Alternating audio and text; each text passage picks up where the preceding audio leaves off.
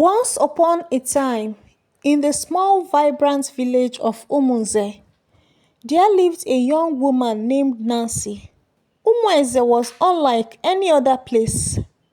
Its people prided themselves on their unique culture, where a woman's beauty was measured by her size. In Umunze, the bigger the woman, the more attractive she was. Men adored women who were round, full, and plump, as they believed it was a sign of good health, wealth, and fertility. But Nancy was different. She was tall, graceful, and very slim. Her long limbs moved like the wind. Her eyes sparkled like the morning sun, and her smile could light up the darkest night. Yet, to the men of Umenze, she was invincible. They teased her, calling her Nancy the broomstick. The women too whispered behind her back, laughing at how unhumanly she looked. Nancy's life was lonely. Every day she worked at her father's small farm, her hands skillfully tending to the crops. But at night she cried herself to sleep, wondering why she was so different. Am I cursed? She often asked her mother, who would pat her back and say, my daughter, you are special. One day the world will see it. One day, a man named Obi, who was known for his arrogance, came to Nancy's house. I hear you want a husband, Nancy, he said. But look at you. Who would marry a stick when there are strong trees in the forest? Obi's laughter echoed as he walked away, leaving Nancy in tears. One fateful day, a stranger named Ekene arrived in Umeze. He was tall, handsome man with a kind eyes and a quiet strength that made people respect him. Ekene was not from the village, and unlike the villagers, he didn't care about their obsession with size. He had come to Umeze to trade and learn about their custom. Nancy met Ekene at the stream. She was fetching water when he approached her. Good afternoon, he said, smiling warmly. Nancy was startled. No man has ever spoken to her so kindly. Good afternoon, she replied, avoiding his gaze. What's your name? He asked. Nancy, she whispered. From that day, Ekene made it a habit to greet Nancy wherever he saw her.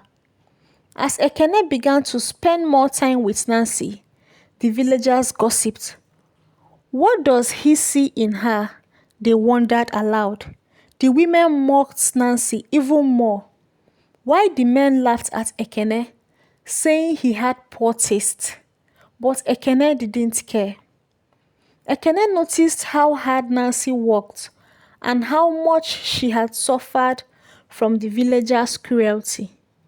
He began to help her on the farm, bringing her small gifts like fruits and herbs. Slowly, Nancy began to trust him, and they would talk for hours under the shade of a mango tree. One evening, as the sun set over the hills, Ekene said to Nancy, you are the most beautiful woman I have ever met. Nancy laughed bitterly. Beautiful? Have you seen the women in this village? I am nothing like them. But Ekene held her hand and said, true beauty is in the heart, not the body. Word spread that Ekene was falling for Nancy. The villagers were outraged. How can he choose her over the rest of us? The woman fumed. Some of the men tried to warn Ekene, saying he would regret his choice. Ekene decided to host a feast to honor Nancy. He invited everyone in the village, but many refused to attend. Those who came mocked the event, hoping to embarrass Nancy, but Ekene stood by her side, showing her off proudly. Encouraged by Ekene's love, Nancy began to find her confidence. She started speaking up, smiling more, and even teaching the women new farming techniques. Some of the villagers began to see her in a new light. An elder in the village, Mama Neka, called a meeting. "Why do we mock Nancy?" she said. "Is she not kind? Does she not work hard? We judge her unfair because of her size. But size does not define a person's worth." As Ekene and Nancy grew closer, the women grew more jealous. They tried to sabotage her, spreading lies and creating conflict. But Nancy, with Ekene's support, stood strong. A great storm destroyed many farms in the village. While others panicked, Nancy used her knowledge to help the villagers save their crops. This act of kindness made her critics respect her.